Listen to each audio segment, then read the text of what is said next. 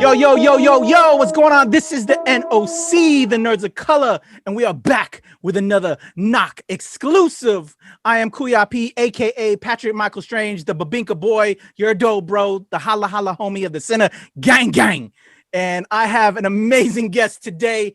He is truly an artist, because if you look him up, he's a comedian, he's a SoundCloud rapper, he's an author. He's a dope ass chess player. He's a writer, full man. He's been in the game a long time. He's the OG Kevin Chris, my man, Kevin Christopher. What's up, brother? How are you? What's going on, bro?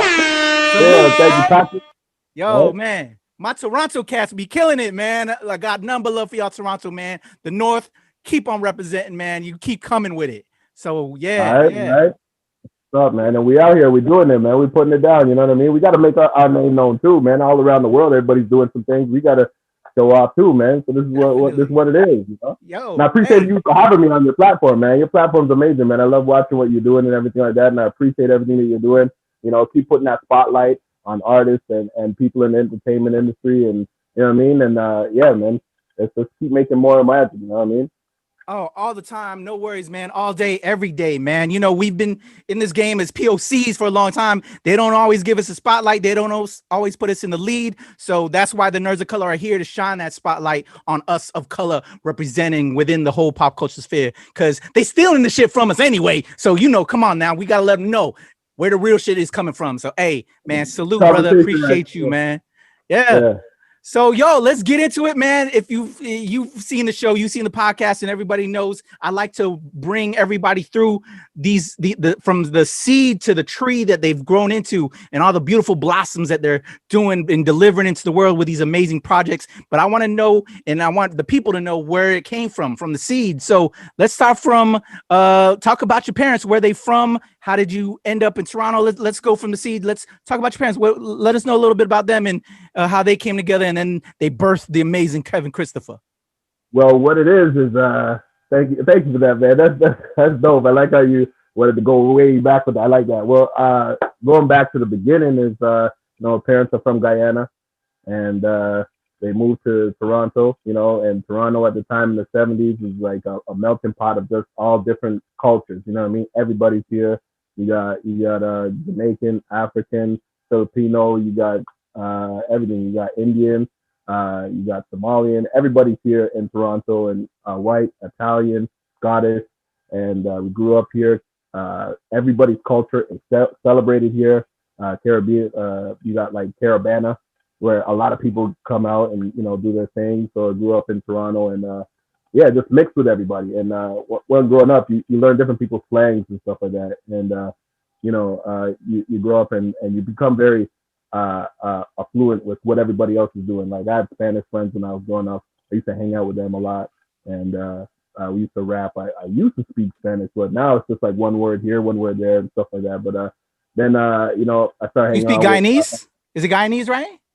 Yeah. I speak a little bit of Guyanese. I just turn it on every now and then, you know what I mean? But it's not that strong. I was born in Toronto, so you know. got you.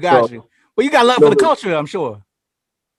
Interesting story about that is so I'm gonna fast forward to the entertainment part of my life. Went to school, didn't really do too well in school, but you know, graduated anyway, and got into voice acting. Hold on. But before you fast forward, because I like I said, I like to get the vibe, because it's those earlier steps that influence you into that. Because what made you want to get into voice acting? What got you into hip hop? Like, what was your first tape? You know what I'm saying? Like, those are nuggets, man. You know what I'm saying, that we can pull from to get the full spectrum of you. We're talking about that too, because growing up as a teenager and stuff like that, it's American culture that hits us the hardest. So what got me into, okay, yeah, you're right. So what got me into all this arts and entertainment was writing, right? My first album was maybe Chubb Rock that I bought, and Chubb Rock came with the 1990s. Chubb Rock jumps up on the scene with the lean, and I had to listen to that for like days. Yeah. Couldn't get out. Like, and then I got Nice and Smooth album, and Nice and Smooth is funky, and it just all started hitting me, like the storytelling and this and that. And then Eddie Murphy came out with Raw? No, not Raw. No, 48. The movie 48 hours. Yeah, and he was in the back of the truck. Okay, yeah. from all of these things coming together, I was like, I like these stories, you know. So I just started writing. I started DJing. I started writing and stuff like that. And you know, the writing came out as hip hop. So I just started writing rhymes and stuff like that, spitting rhymes on the block. You know what I mean? And you know, then comedy came along because I got Eddie Murphy. I didn't get Raw. I wasn't watching Raw or any of his stand up. I was watching his movies. You know what I mean? I didn't get into his comedy until after. Like after maybe like I got out of high school and stuff like that. I was like, as a comedian too, I was like, okay, I saw Saturday Night Live. I saw his acting more than his stand up. Okay. I don't know. It just didn't hit me in time. So was it natural for you? Was it easy transition with all of these different creative energies? And like when you decided to get into it, like what were the homies saying? What was your boys like? Were they clowning you or did they support it? You know, or did you feel like you were good enough, you know what I'm saying, to do it in front of other people? You know, how was that? This is all like basketball talk. You know, you go play basketball on the courts in your neighborhood. Everybody's on the court.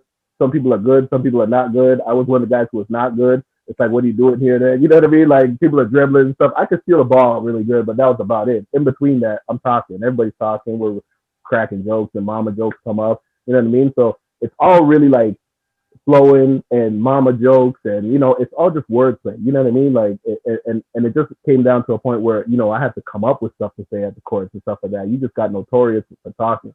You know, there's a guy that used to play at the basketball courts when I was a teenager, and he just used to beat everybody up. He's coming, oh man, this guy here again, man, we got to get the fuck out of here, man. He's coming, swinging on people and stuff like that. Cause recently he hit me up on Instagram. I'm like, what does this guy want? He's a boxer. He's literally a boxer now. So I'm like, shit. This is away from the basketball courts. I'm like, so you was practicing for real life when you was beating up on people.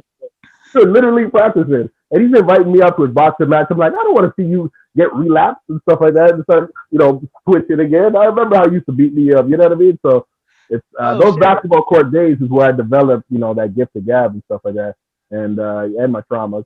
But same. So yeah, I mean, same. Getting dunked on. Hey man, what the fuck, bro? You know. Yeah. So what it is it just evolved, and I was like, I got to keep talking. I got to keep, you know, going with the words and stuff like that. So I kept writing, and I started writing stories. And then you know, people freestyling. So I'm like, let me try writing a rhyme. So I wrote a rhyme, and I had books just mounting up of just writing, just mounting up and stuff like that. And I literally grew up on the outside of Toronto. So coming into Toronto, where everybody was doing super serious, I had to like stand back and wait a bit and see what other people were doing and stuff like that, and get into what they were doing. And later on, I got on stage at Yuck Yuck, and boom, I started doing a whole bunch of shows here and shows there and stuff like that. Rapping never really took off, but you know, like it's a big field, man. Everybody's trying to rap. In the 90s, everybody was rapping. You know what I mean? So over here is Germany, and here is Paris. You know, it's like everybody's rapping. How am I gonna find a place? But yeah, so I stuck with the comedy for like 10 years, you know, and I got casted in some shows and stuff like that. And then I got a cartoon called Ninjamaica, which was a superhero, where I used my voice in 5 different characters. Now that's where my Caribbean culture came into, you know, play, where I was able to use the you know, Caribbean accent and stuff like that. Now I'm Guyanese though. That's the problem with it. I'm Guyanese.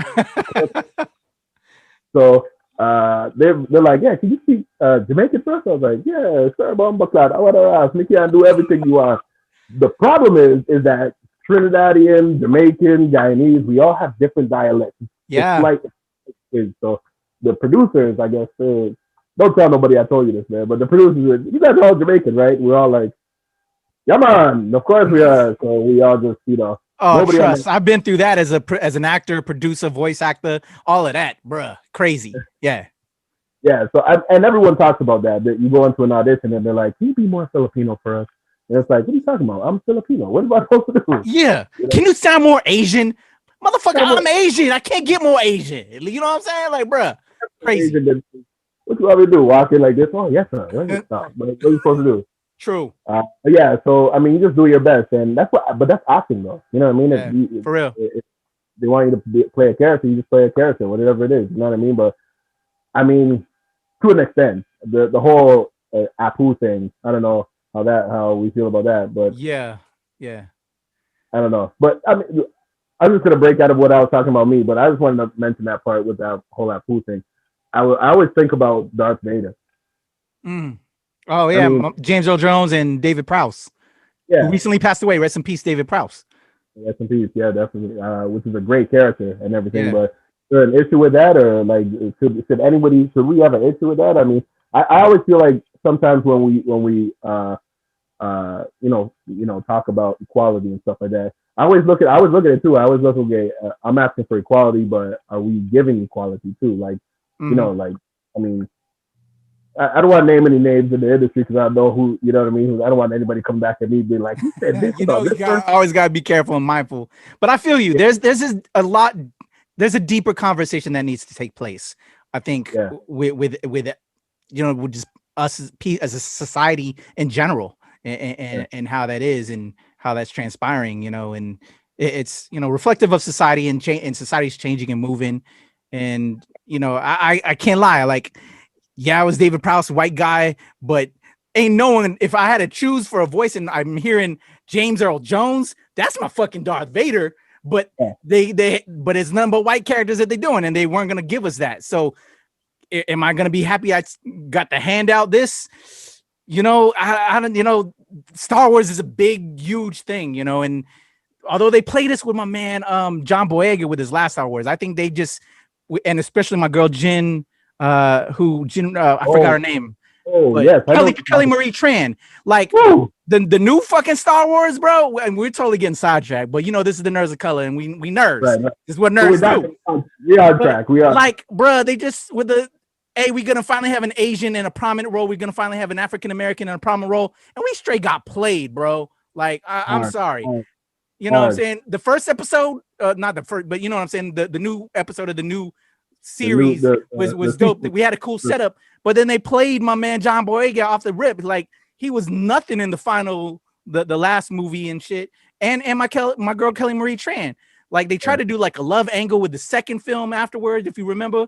But then it was like nowhere in the third film. It's like, they just gave up. Diego wants to get with the lead character girl, and then that didn't. It was like, you know what? Though you can't blame what they did with the characters. The whole thing was messed up. You know what I mean? True. All of that was anything that was in that. I mean, this to me, the Star Wars thing. It started off wrong. The first episode, the Empire should have won that one, because in the sequel trilogy, the third movie is where the Empire won. In the original trilogy, the second episode is where the Empire won.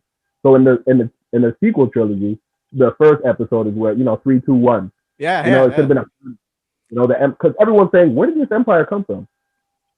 Where did these guys come from? Like, out of nowhere, anyway. But yeah, they did everybody dirty. It would have been nice to see a defective stormtrooper.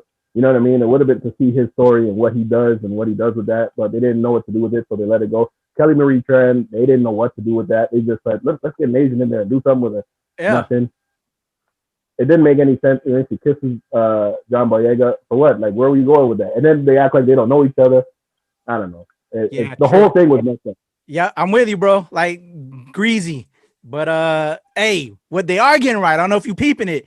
Mandalorian, bro. Like, woo! That's my shit, son. That's my shit, Mando, all day. That gave Rosario Dawson that role. I was like, oh, this is nuts. And I love her to death, bro. Woo. I really don't want them to do another series. They're gonna do like a not a Han Solo, Obi-Wan series. Oh yeah. I kind of want them to just keep it the Mandalorian. Bring all these stories in here. You know what I mean? Like, keep it in one. I don't want to go different series and different. You know what I mean? Keep it all in here. I want to see what I forget her name again. What's her name with the double swords? I can't believe I forgot her name. Oh shit. Ahsoka Tano, Rosario's character. See what she does, like her and Obi-Wan. I want to see them interact a little bit. Maybe they fight. I don't know. What are they gonna do? But I don't know. I haven't watched it though. I'm waiting for it to all complete the whole season. Then I'm gonna re-sign up with Disney, and then I'm gonna watch it again. I feel that. I can understand that. But yeah, if you're gonna do an Obi-Wan though, hire the cats that are fans and are loyal to the material, and that's why I think Mandalorian is a success. They got Jon Favreau, who brought the Avengers films all together, and with Iron Man, and then just what he's been doing. So like what he did with this whole Mandalorian thing, he's bruh, takes a cake. Even my man, Director X, Little X, who I had on, we mashed off nerd as hell on that. Like, You got to have nerds in these positions that respect the material, and that's exactly what Jon Favreau did, and that's why Mando's so dope. But anyway, we totally sidetracked, man. But yeah, you get me on some Star Wars shit. I get nerdy. I think Dave Filoni's right. Dave Filoni is one of the. Oh yeah, and Dave Filoni too from the Rebel shit. Yeah, him and Jon Favreau. It's the squad. They got a good team together. But that's why it's so dope. But let's talk about why you're so dope, bro. You know what I'm saying? This is about you, man.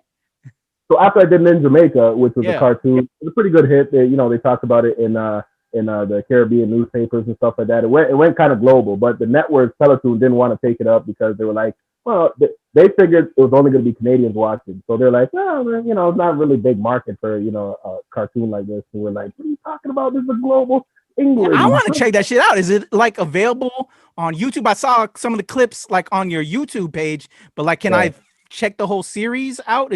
Do you know? Only a pilot, man. Oh, damn. Yeah, I know. People have been hit me up. They're like, when is the next episode? I'm like, only a pilot so far, man. It didn't really get Teletoon's interest. You know what I mean? So they kind of passed on. So, yeah, man. I just kept writing and doing, hits. Started doing more comedy and stuff like that. And then the quarantine. Let me skip ahead now. I'm in the city. So things started, slowing down, and I got into some trouble with the law, so I couldn't really come to the States and do shows and stuff like that. You know what I mean? It's easy to get in trouble when you're a POC, right? Like, hey, what you doing over there? You feel like going to jail? What are you talking about? Yeah, just come on, man. Description. So I ended up until I couldn't go to the States, so I stayed in Canada, and I still wanted to be in the entertainment industry, but there's only so many stages in Canada. There's 30 million people here. There's 300 million people over there. Yeah. So I started working at a strip club as a DJ and stuff like that. And that was interesting. I bet, brother. I know you got stories, so that's why I'm sure Queensway is gonna be dope as hell. But before, chess. So like, was chess already a thing, or are you gonna get into that, or did like chess become? Go ahead. Like, I'm like, okay, because you seem like a chess prodigy with one of the YouTube videos I peeped, man. Like, boom, boom, boom, boom, boom, checkmate, bitch. Checkmate. I've been playing. Yeah, I've been playing. And with the quarantine, I've been playing a lot more too. So I mean, so you getting your skills nice. It is what it is, man. It's to me, it's a puzzle that someone else is trying to change on you. You know what I mean? And you just gotta fix the puzzle. You know what I mean? I don't really look at it as a game. Like, everybody looks at it differently. Some people look at it as, I gotta take away all your pieces. Some people, I look at it as, I gotta get a checkmate. I don't care about my rook. I don't care about my bishop. I don't care about my knight. I just want the checkmate. You know what I mean? Like, you can take away all my pieces, but if I get that checkmate, I'm good. Sometimes people take away all my pieces and I'll be like, all right, cool, you got me. You know what I mean? I'll meet a better player than me. But most times, people are trying to set up their pieces half the time. And all I do is just focus on destroying what they're trying to set up. I'll watch you try and set up. I'll be like, okay, I'll ruin that. I'll ruin this. I'll ruin that. You know what I mean? And then, boom, checkmate. You're out of your game, Yeah. That's why I have to play with the clock. I'm not playing with no clock. Okay. Somebody be like, I'm thinking, bro. It's been 2 days. You still thinking? I'm thinking, bro. I'm thinking. Come on, man. I need a clock on people. You know what I mean? 5 minutes, 2 minutes. I like playing 1 minute games because you have to go really fast. You know what I mean? Yeah. But anyway, so I started working at a club in Toronto on a street called the Queensway. Oh, dope. Right? Okay. Yeah. So the club was sanctioned on the Queensway, and it was there for 39 years. And so it was like one of the best clubs in Toronto. Everybody used to go there. And they started up a night called Magic Mondays. And Magic Mondays brought in all the celebrities and stuff like that. All the celebrities are coming in. Snoop Dogg, Nelly, everybody. Cardi B came in. That was when she was dancing. She was just regularly dancing. Throwing money on her and stuff. Yeah. So for me, being a creative person, I'm an MC. I just talk on the mic. I started after Magic Mondays working at the club, but the effects of Magic Mondays was so heavy that everyone kept talking about it. All the girls were like, man, bring Magic Mondays back. Bring all that stuff back. And I was like, okay, all right. So I went in there as an MC. I hyped up the place and stuff like that. And so anyway, I worked there for about 3.5 years.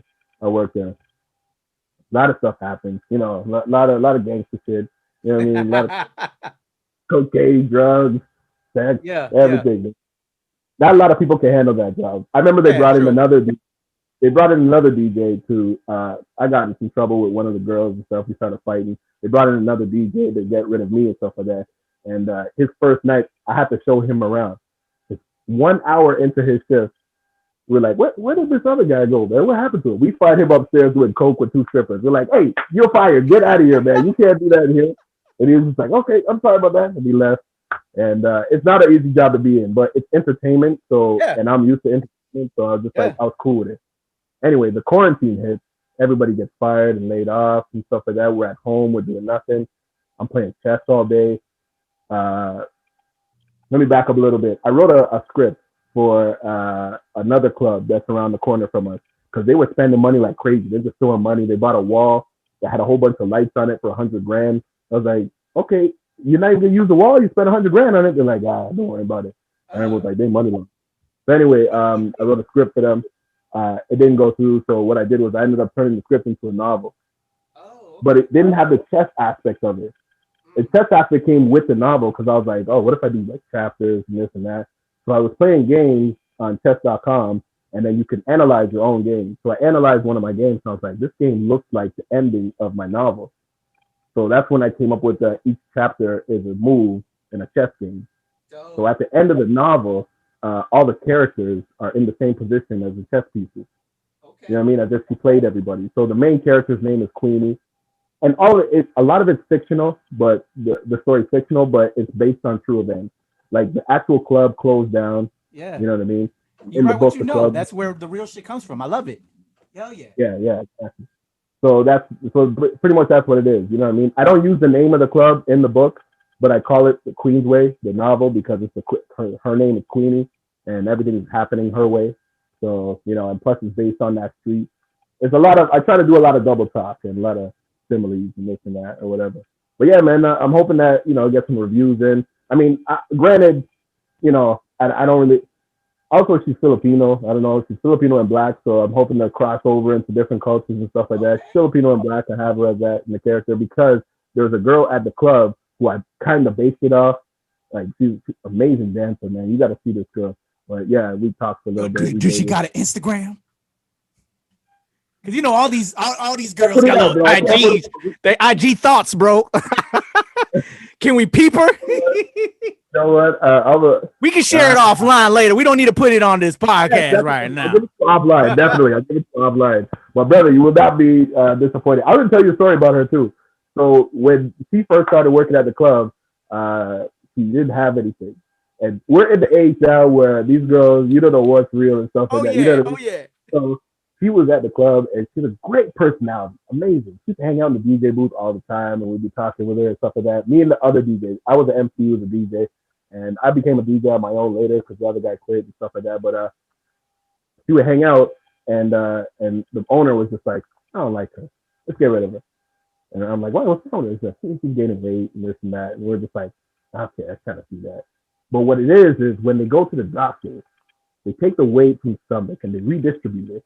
So she goes, so I asked her, I was like, yo, man, what's going on? You fat or something? What's going on? You just, fat eating? What's going on? She's just like, stop it. I'm just, I'm prepping for my surgery. I'm like, okay, well, you better tell what's his name, because he's about to fire you. She's like, what? Boom, fired. She comes back 2 weeks later. And they were like, we are sorry. We are sorry. This girl was boom, boom, bomb. Boom, boom, bomb. She's like, get out of my way. You know what I mean? She said everything. I'm going to give you her Instagram, bro. You think I'm joking? Yeah, hook that up, bro. Hook that up, player.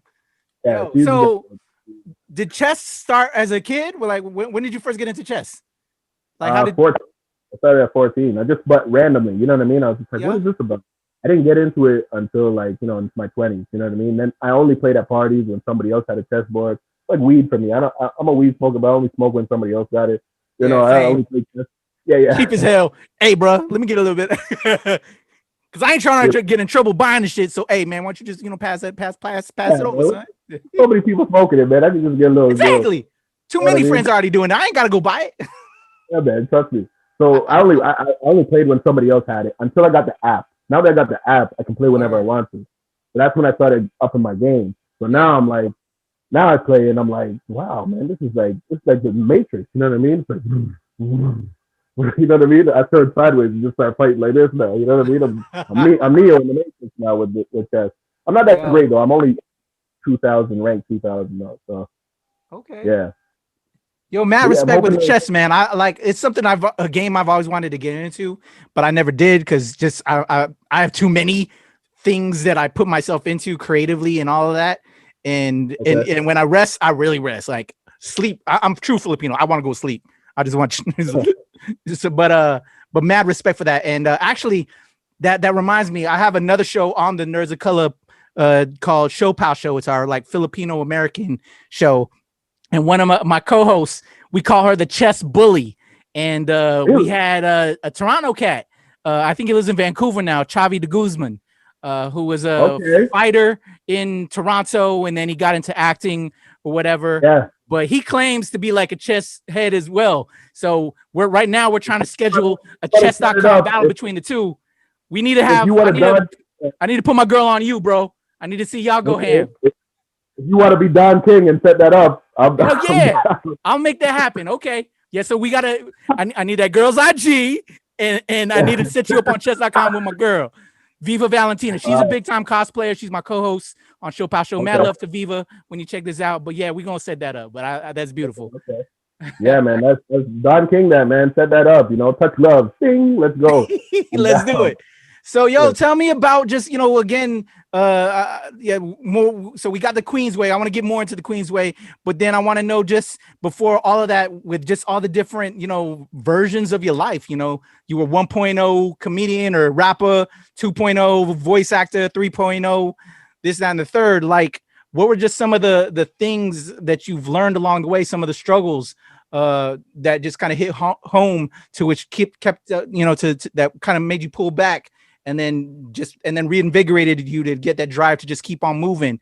Let's talk about that. Let's inspire some of these cats that, what are some lessons you want to tell these people? I guess that make it even simpler, of lessons that were very important to you that you've learned and that you can impart and give back to these cats that are watching this right now. It's basically, I would want to tell people, just find your truth. You know what I mean? What is your main interest? You know what I mean? Like sometimes you don't really find your main interest until it finds you. You know what I mean? Like you'll be out there doing whatever. Like a door opens, you walk through it. A door opens, you walk through it. One door opens, you go, I like this door, and you stick with that door. You know what I mean? It's like sometimes you could be a jack of all trades. You know what I mean? But you could be that until you find that one trade that you actually like. You know what I mean? Like you might not find your path. I mean, for me, I'm doing all these different things, right? But I mean, it all comes down to writing, and I realized that I do like writing. So I ended up writing jokes for other comedians.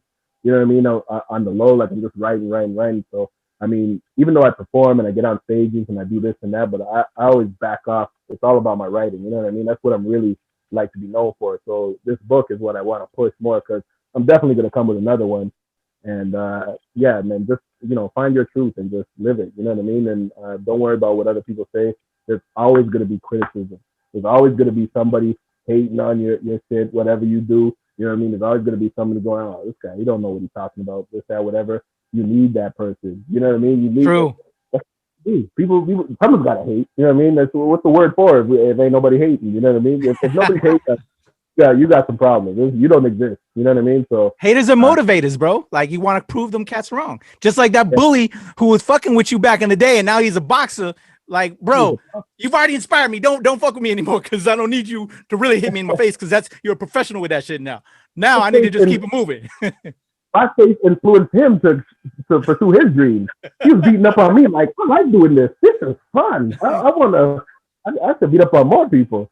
And but you know what I mean? And yeah, man, just find your truth. That's the only thing I want to bestow on everybody else who is, maybe just starting out with whatever they're doing in the art form and stuff like that. You want to know what's crazy? Everybody starts out in the arts in one facet, and then they end up going into something else, like right away. Like so most people start out with one thing, and then that one thing leads into what they're really about. You know what I mean? I don't know. That's what I find. I feel you. So let's go back to the parents that we started it off with.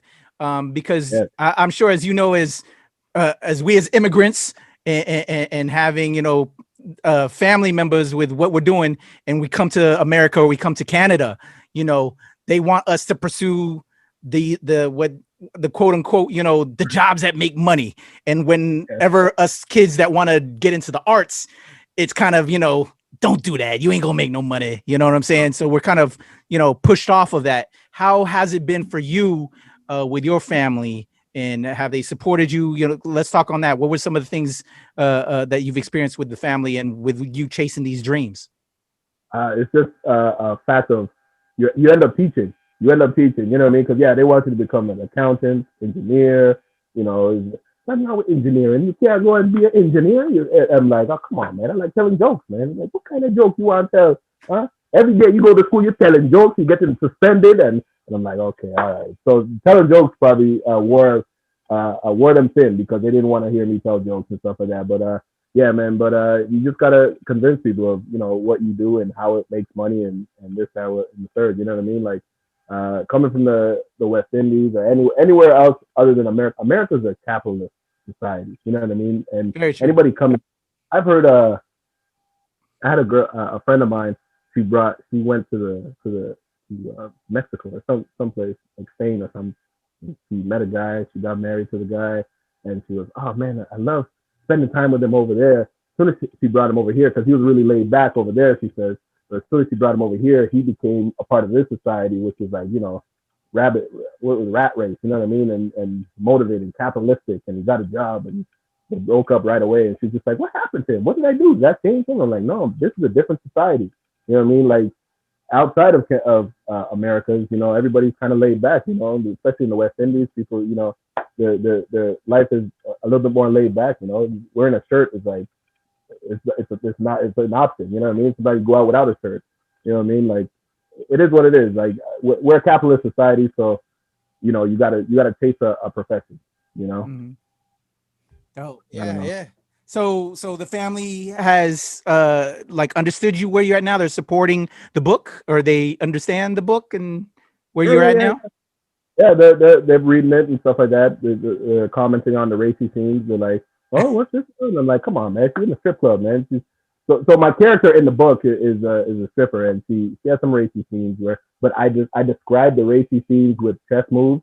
So like there's one part of where I'm talking about she's her and this guy, the landlord of the building, they're having sex behind the building, and this guy's taking her clothes off, and I'm using chess terminology. So I'm like, he grabs her panties and he does a little en passant. En passant is when a chess piece moves beyond another chess piece, and I'm like, I wonder if nerds are gonna be like, oh, he en passant, good lord, that's crazy. I'm going to the washroom with this one. Chess nerds are gonna go ham, son. Like, oh, this is crazy. He en passant the panties, man, damn. But yeah, so the family likes it, man. They're like, oh, you're awesome. Like that's admirable in a sense. They're like, this is a good path. Because you're leaving something. You have like something a little, I guess, tangible for them to see.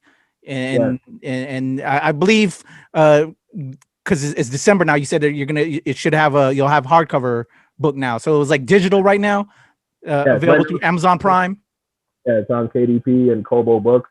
You could download it. And out of the top 10 independent career paths that they're talking about, where you can just do your own thing and make money on your own, being a novelist is number 7. You know what I mean? Because it's passive money. It's just out there. I'm here talking to you. Someone's buying the book. You know what I mean? Like it's passive money. So it's like online is the best way to make money now. So if you got a product, if you sell shirts, if you sell merch or whatever, online's the best way to go now. I mean, stores are closing, theaters are closing.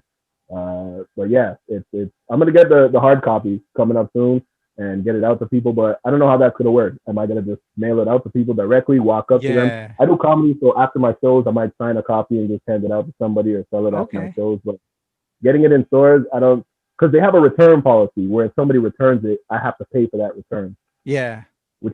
So I don't know if I want to go with the hard copy version. It could be a lot of work.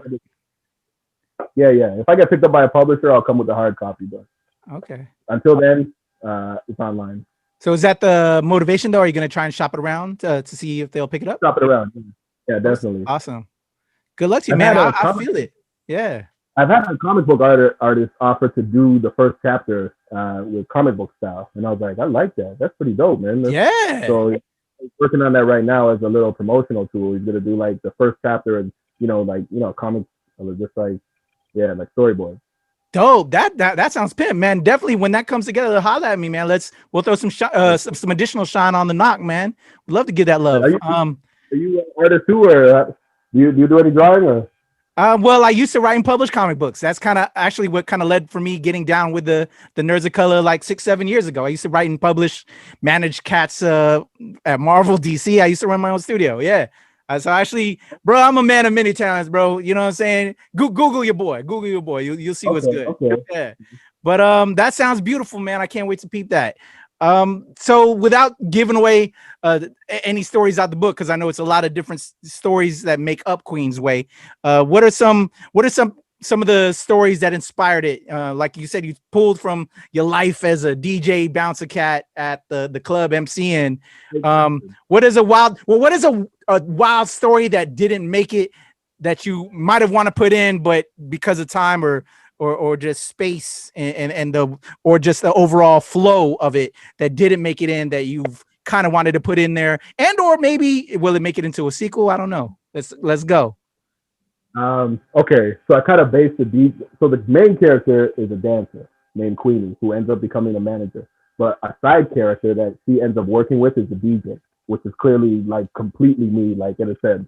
So there's one story that I probably would not put in there from the club, but yeah, in okay, Nas will write about this every now and then about girls who go and set up guys and stuff like that. You know what I mean? Like, oh, your op is over there, so you know this guy, yo, girl, come here, go and get that guy, get him in the hotel, you know, get him naked, and then you know we're gonna knock on the door, we're coming with the guns and all that stuff, and you know you get out the room when we come in. You know what I mean? So there's this one story I wanted to tell where I didn't know how to word it, man, but girls at the club used to fight a lot.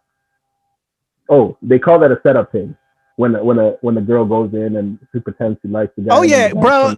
It's wild that you're talking about this. Brief pause, because today I was listening to another show about this same deal, and your boy back in the day before I'm happily married now, but I used to date strippers, and so I know the whole scene very well, and I've been around op type situations, so I know this all very well. So it's just uncanny and wild that we're not talking about this. And I was listening to a story about this earlier today, and now here we go with more reality. It's like, bruh, you can't ever get away from it. It's always gonna be around. It's always right there. So what happened was so what happened was at the club there was one time a 9-girl brawl in the change room. The 9 girls, and me and the bouncers just sat there and kind of watched, and we were just like, wow, man, like we didn't want to get involved. They've always been fighting. So anyway, there was this one girl who was crazy with it. Like she's always fighting. We're like, what? I'm like telling the manager, I'm like, why don't you fire her, man? She doesn't do nothing but fight. What are we keeping her here for, right? She's not tipping me. She won't tip me my money and stuff like that. I'm like, you know what, man? Just do what you want to do. I don't care. She come off stage early. I'm like, oh my gosh, what are we doing with this girl? So anyway, 2 other girls were like, man, we gotta get this girl, man. We gotta take care of this girl. Man, we gotta, beat her up and stuff like that. So I go, yeah, man, we gotta get her, man. She doesn't, you know what I mean? We gotta show her that she doesn't run this place. And I go, you know what? I'll do what I gotta do if you guys want to, take care of me, right? He goes, yo, take us to the hotel. And I was like, what? And they were like, yeah, man, here. They gave me some money and stuff for that. So me and the girl, I told the girl, I was like, you know what? I'm sorry that I've been treating you so bad and stuff like that. And I'm like, you know what? I do that because I like you, and I know you don't like me, so it makes me upset. And she's just like, she started falling for it and stuff like that. So anyway, we go to the hotel. We're fooling around and stuff like that. I left the hotel door open, and then them 2 girls, the other 2 girls from the club, they came in, and they were like, "What's up? What's up now?" Because me and the girl were naked, and they come into the room and catch us naked, and they come in like, "What's up? What's up? What's up?" And she stood up. She's like, "What? What?" She's like, "Okay, okay." And here I am. I'm like, "Okay, this is my exit cue." So I'm like, I'm naked. I'm picking up my underwear and stuff like that. I'm like, "Where's my socks?" They're fighting and stuff like that. They're fighting. I'm like, "Where is my coat?" I get my coat and stuff like that. Anyway, I walk out the hotel room. I'm out in the parking lot, and I'll hear, "Fuck boy, fuck boy," and I'm like, "What?" I'm like, "Oh, this girl made it out the room. She beat up both of them." Oh shit! She beat up both of us. She's like, "Give me a lift in the hospital," because she had broke her finger and stuff like that. And so I gave her a lift to the hospital, and yeah, man, I wanted to put that in the book, but I was like, where do I put that? Don't really fit. I was nervous the whole drive too. I was just like, man, it's crazy how they found us. She might go ham on you, like, bruh, like, yeah, whoa. I dropped my keys. She's like, "Fuck boy!" I dropped my keys. I was like, "Oh, hey, what? That was crazy. I'm Yeah. sorry that that happened to you. I wonder how they found out we were there." But that was the story that I wanted to put in there, but I didn't put it in there. All right. It's, there's a bunch of stories that I wanted to put in. There is a story in there about how the main character buys a beer because at the club somebody came to our club with a beer that they had been brewing themselves and they wanted to distribute it at the club. So they came to the club and they were talking with us. We tasted it and we liked it. We're like, okay, we'll sell it to you, $5 a can, whatever, right? And then we got a profit, 80%, 80, 20, whatever. And I put that into the story. So that's one of the stories that's in there. And Okay. yeah. Dope, man. Hey, so what is other plans? Do you have other plans with this project besides just the book? And obviously, like you said, you want to keep you're always writing and you have other books in you, but maybe and like you said, you come from film world and voice acting. Any thoughts to maybe adapting it into a screenplay as well? Maybe some some film moves with it, because we got Queen's Gambit that was popping off this past year. A lot of people were tuned into that on Netflix and bringing chess even more to the mainstream. And with it also being in the stripper game, it's all about sex as well. Sex is prominent in entertainment. So mixing the two, you got kind of ingredients for something that could, be big on the big screen. What any endeavors, or have you thought about maybe adapting it into a screenplay beyond just writing more novels? Well, if Sawiti's interested, I don't know if you heard of Sawiti. I don't know if she's down. I'll be down. That's the only Okay. person I can see really doing it. But I mean, there's a bunch of other actresses out there. But Yeah. I would get Sawiti in there, man, because she fits that what I kind of envision. Oh, you But I said mean, Saweetie? yeah, Oh, so Saweetie, the hip hop rapper. yeah. What do you? Bro, yo, for real, I just got hip to, and I claim to be, I'm an old school head. You know what I'm saying? So some of the rappers you were talking about earlier, these new cats, there's too many new cats, bro. Like Yeah, I've been trying to get in with this young generation, these ringtone rappers, but no hating on the ringtone rappers. Get your bag. I that's what I understand, do. but it's just there's too many faces, and it's hard for an old cat like me. You know what I'm saying? When we had the labels that kind of helps push us, these rappers, now there's just way too many Lils. You know what I'm saying? Little, Fucking Lil this, Lil little, that. You know, yeah. and just the West Coast scene, it's not the same anymore. So like I just got hip to Saweetie maybe a month or two ago, and apparently she's been around the block for a minute because of the Migos, because she dating one of the Migos and shit. Like I ain't even know about it. And then apparently she was Filipino. I was like, what the fuck? And and that's how she came to for me to know her, because I was putting out my Show Pal Show Filipino podcast, and they're like, "Yo, man, you need to get hip to her." And actually, her is fucking amazing. I love me some her. I don't know if you're familiar with her. The R&B singer, won a bunch of awards this past year. But Saweetie, yeah, I just got hip to her and shit. So Saweetie is who you envision as Queenie in Queensway. Yeah, definitely. Dope. If not, I'd just love to use her music or whatever. But I Okay. mean, because I know she's not an actress. Like, I mean, just her look and her style and stuff like that. If someone could imitate that, that'd be All dope. That'd right. be pretty cool. I just like saying her name too, Sawiti. I love that. It's very interesting, man. I've been saying it for like 3 days. It's Sawiti. I was like, Yeah, true. It's that island love, man. I'm sure y'all do that in Guyana. That it's Filipinos, we nickname, everybody got a nickname. You ain't just your name. And matter of fact, if we lazy as hell, we're just gonna call you boy. Hey boy, boy, boy. You know what I'm saying? It ain't even your name man no more. You're just boy. this boy, Stupid like that. boy, you answer like that's you gonna answer to that, man. What else am I gonna do, man? What they True. been calling, you know? So okay, Yeah, so Sweetie, so possible, if you can get Sweetie, you'll do it, but you haven't I put mean, any thoughts to that's turning it into a screenplay. that's somebody's got to pick it up. I don't have that kind of power to do that. You know what I mean? Like I'm just want to focus on the sales, the book sales and stuff like that. But if somebody likes it to the point where like some executives or whatever, you know, I'm down. I'm not gonna say no to Okay. that. That'd be So good. you I won't like the write the Queen. scripts. You're providing the source material. You want to continue creating further novelizations of this game, this life. And if you Yeah, have somebody interested in that, they'll go ahead. You'll let them, adapt it from what yeah. you put I like together. it. I mean, it's got to be liked first, I guess. I mean, it might not. People might not like it. I don't know. Some reviews have come in. People have liked it and stuff like that. But I guess I need more people to like it. So Let me see how the reviews come in a little bit more. And yeah, but if people want to adapt it, I'm down for whatever. You know, I'm not gonna say no. And be like, no, it's not meant for the screen. It's meant to be read. But I mean, I don't know how we would do the chapter thing where every chapter is a chess move, and then the last chapter is checkmate. And how would you show that? I don't know, but that's up to It that's could why I don't know. happen, bro. You had like Pulp Fiction, and you have those movies that start from the ending and then they come back to the beginning. You know what I'm saying? Very artsy. I see this as an artsy type project, man. It could be a blockbuster. Don't give up on it. I feel it. So, yo, what other beyond? So the next novel will be like a sequel, or what other kind of stories, or maybe even like styles or art forms or like mysteries, what other kind of like themes do you want to explore with your writing?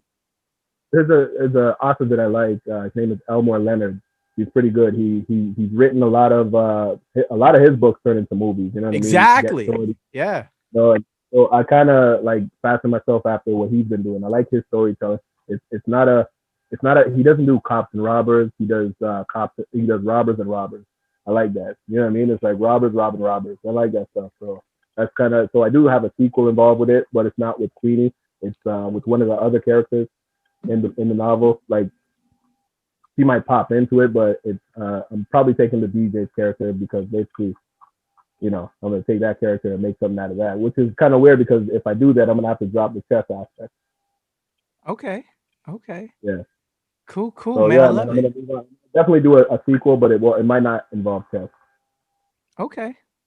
Awesome, Yeah. awesome, awesome. So, what else can we expect from Kevin Christopher outside of Queensway and on the horizon? What other things are you getting into?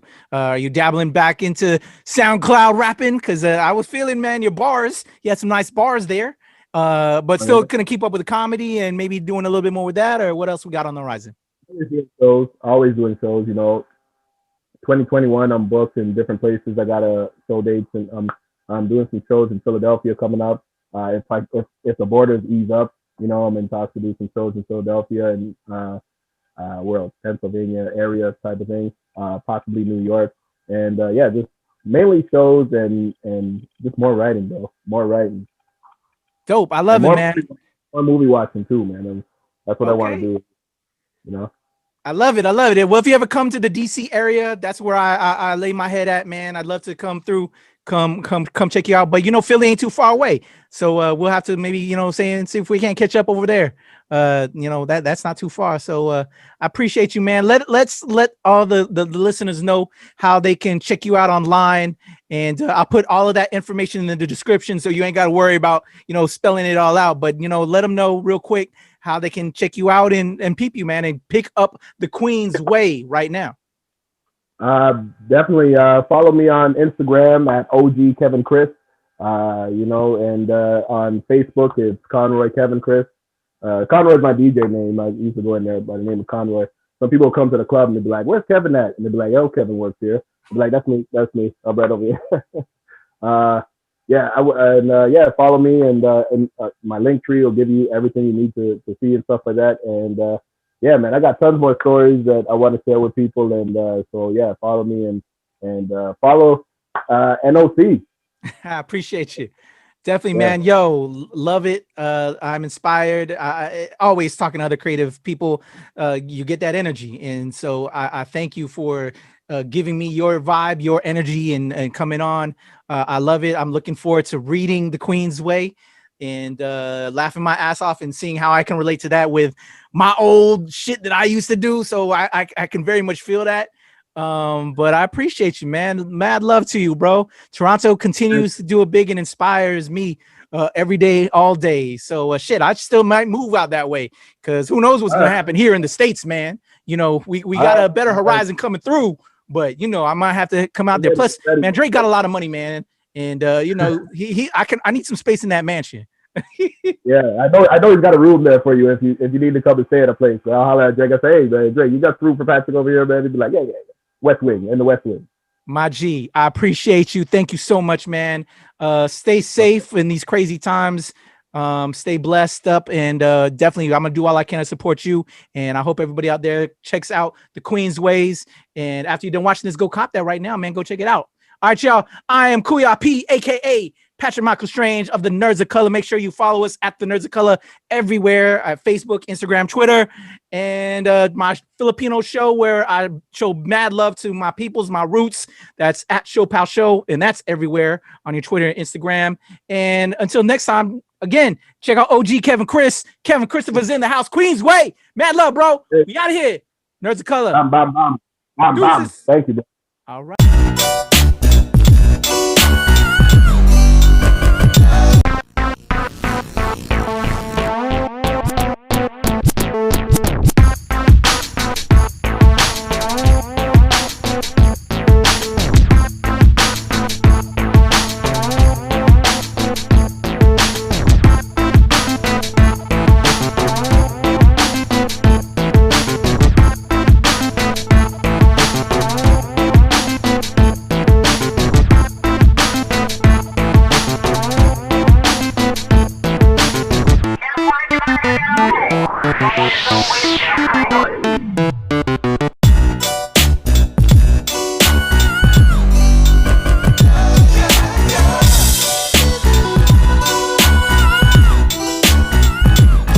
Well, it's the NOC in full color, you see me? The hard knock life, comics, movies, and TV. Yeah, 1, 2, 3. Y'all need know us both the Copa, my La Costa Nostra, because my roller coaster flow will overflow to Yota, Nova Scotia, and Yoda, cannabis smokers, cannabis hover, rambling over. Beats he got from Manitoba. Approach us, I'm no good. Fuck it, man. That's some old rhymes that I was spitting. Listen, this is OG Kevin Chris.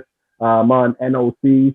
And yo, you gotta follow and you know, like everything, you know what I mean? And just check out the Queensway. And yeah, man, I appreciate everybody for tuning in. And shout out to Patrick. What up? Cool. Yes, indeed. So yes, you're watching me here on NOC. Check out the Queensway on Kindle, Amazon, and you can go to also the Kobo books. And the Queensway is about a chess prodigy who becomes an exotic dancer at one of the local Toronto clubs, and she ends up taking over the club by using chess tactics and everything like that. And the last chapter is where all the chess pieces and the characters are in the same positions because she played everybody. It's a great book. Tell your mama, tell your sister, tell your granny, and cop that for Christmas. What up? Kevin Christopher. Follow me on Instagram at OG Kevin Chris. Beautiful.